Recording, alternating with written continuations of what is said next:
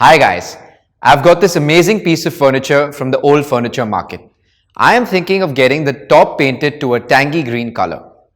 I want to know the cost of getting it painted.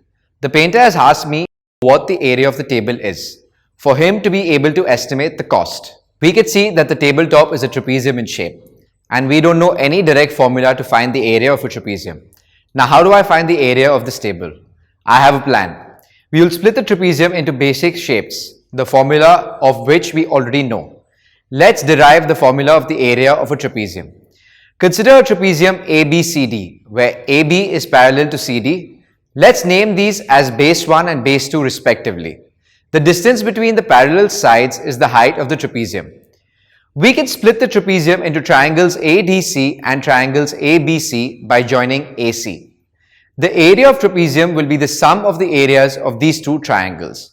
We know that the area of the triangle is equal to half of base into height. In triangle ADC, for the base DC, the height AE is the length of the perpendicular from point A to DC. This is nothing but the height of the trapezium.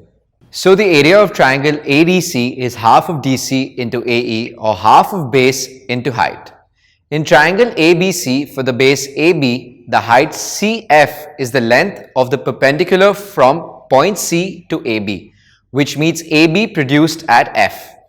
But CF is also the distance between the parallel sides AB and CD, and hence the height of the trapezium.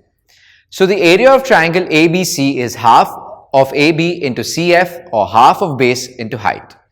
On adding the two, we'll get the area of the trapezium as shown.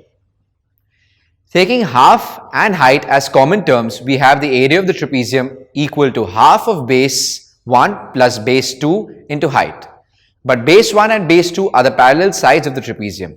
So we have the area of a trapezium as half of the sum of parallel sides into height. Now I'm off to calculating the area of my table and give it a new look. See you next time.